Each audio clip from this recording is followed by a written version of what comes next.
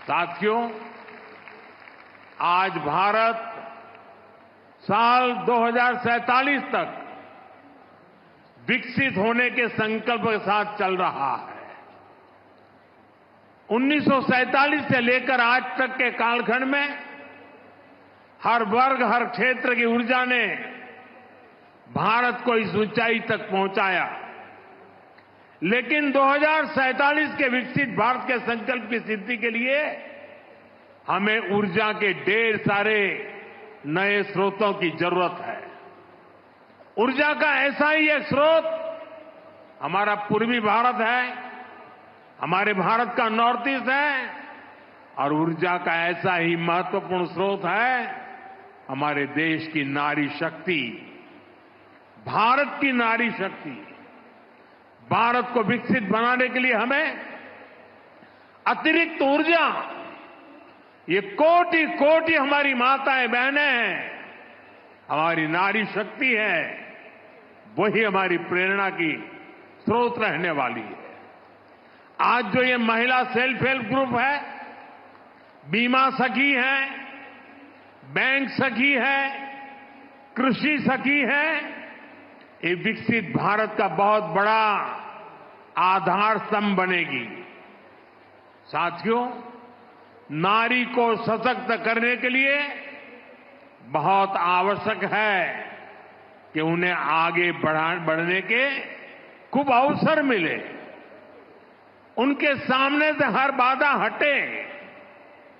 जब नारी को आगे बढ़ने का अवसर मिलता है तो वो देश के सामने अवसरों के नए द्वार खोल देती है। लंबे समय तक हमारे देश में ऐसे अनेक काम थे जो महिलाओं के लिए वर्जित थे। वहां महिलाएं काम कर ही नहीं सकती थी। भाजपा की हमारी सरकार ने बेटियों के सामने से हर बाधा को हटाने की ठानी। आज आप देखिए, सेना के अग्रिम मोर्चों में बेटियों की तैनाती हो रही है। हमारी बेटियां अब बड़ी संख्या में फाइटर पायलट बन रही है। आज पुलिस में भी बड़ी संख्या में बेटियों की भर्ती हो रही है। आज बड़ी बड़ी कंपनियों को और उसकी कमान हमारी बेटियां संभाल रही है। देश में किसानों के, पशुपालकों के 1200 ऐसे उत्पादक संघ या सहकारी समितियां हैं जिनका नेतृत्व महिलाएं कर रही है। खेल का मैदान हो या पढ़ाई का, बेटियां हर क्षेत्र में बहुत आगे चल रही है। गर्भवती महिलाओं की छुट्टी को बढ़ाकर 26 हफ्ते करने का भी लाभ लाखों बेटियों को मिला है। साथियों, कई बार जब हम किसी खिलाड़ी को मेडल पाकर गर्व से घूमते देखते हैं तो ये भूल जाते हैं कि उस मेडल को पाने के लिए उस खिलाड़ी ने, उस बेटी ने बरसों तक कितनी मेहनत की है। कोई एवरेस्ट पर तिरंगे के साथ फोटो खिंचवाता है तो उस खुशी में हम ये भूल जाते हैं कि वो व्यक्ति कितने वर्षों के संघर्षों के बाद एवरेस्ट की ऊंचाई पर पहुंचा है। आज यहां जिस बीमा सखी कार्यक्रम की शुरुआत हो रही है, उसकी नींव में भी बरसों की मेहनत है, बरसों की तपस्या है। आजादी के 60-65 सालों बाद भी अधिकतर महिलाओं के पास बैंक खाते नहीं थे, यानी पूरी बैंकिंग व्यवस्था से ही महिलाएं कटी हुई थी। इसलिए हमारी सरकार ने सबसे पहले माताओं बहनों के जनधन बैंक खाते खुलवाए और आज मुझे गर्व है कि जनधन योजना से 30 करोड़ से ज्यादा बहनों बेटियों के बैंक खाते खुले। क्या आपने कभी सोचा है अगर ये जनधन बैंक खाते ना होते तो क्या होता?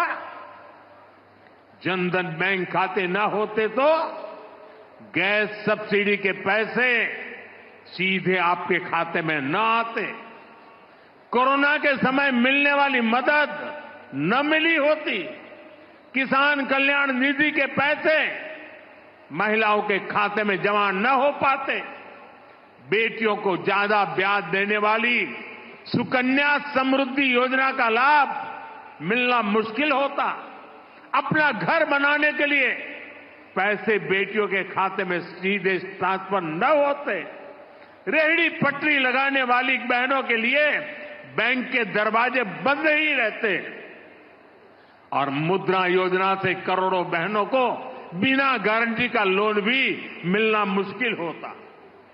महिलाओं के पास अपने बैंक खाते थे, इसलिए वो मुद्रा लोन ले पाई, पहली बार अपने मन का काम शुरू कर पाई।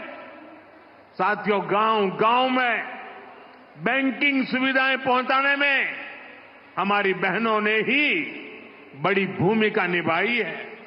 आप कल्पना कर सकते हैं जिनके बैंक खाते तक नहीं थे वो अब बैंक सखी के रूप में गांव के लोगों को बैंकों से जोड़ रही है। बैंक में कैसे बचत होती है, कैसे लोन मिलता है, ये सब कुछ लोगों को सिखा रही है हमारी माताएं बहनें। ऐसी लाखों बैंक सखियां आज गांव में सेवाएं दे रही है। साथियों, बैंक खाते की तरह ही कभी महिलाओं का बीमा भी नहीं होता था। आज लाखों बेटियां उनको बीमा एजेंट, बीमा सखी बनाने का अभियान शुरू हो रहा है। यानी जिस सेवा का लाभ पाने से कभी वो वंचित रही, आज उसी सेवा से दूसरे लोगों को जोड़ने का जिम्मा उन्हें दिया जा रहा है। आज बीमा जैसे सेक्टर के विस्तार का नेतृत्व भी एक प्रकार से अब महिलाएं ही करेंगी। बीमा सखी योजना के तहत 2 लाख महिलाओं को रोजगार के अवसर देने का लक्ष्य है। बीमा सखी कार्यक्रम के माध्यम से 10वीं पास बहनों बेटियों को ट्रेनिंग दी जाएगी, उन्हें 3 साल तक आर्थिक मदद भी दी जाएगी, भत्ता दिया जाएगा।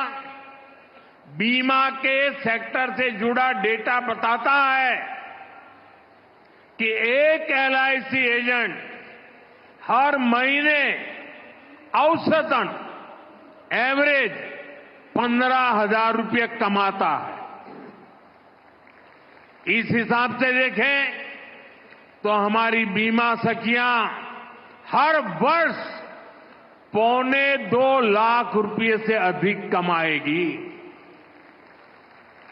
बहनों की ये कमाई परिवार को अतिरिक्त आय देगी। साथियों, बीमा सखियों के इस काम का महत्व सिर्फ इतना ही नहीं है कि उन्हें हर महीने हजारों रुपया कमाई होगी। बीमा सखियों का योगदान इससे कहीं अधिक होने वाला है। विकसित होते हमारे देश में इंश्योरेंस फॉर ऑल हम सभी का ध्येय है। ये सोशल सिक्योरिटी के लिए, गरीबी को जड़ से मिटाने के लिए अति आवश्यक है। आज बीमा सखी के रूप में आप जिस भूमिका में आ रही है, उससे इंश्योरेंस फॉर ऑल उस मिशन को बल मिलेगा।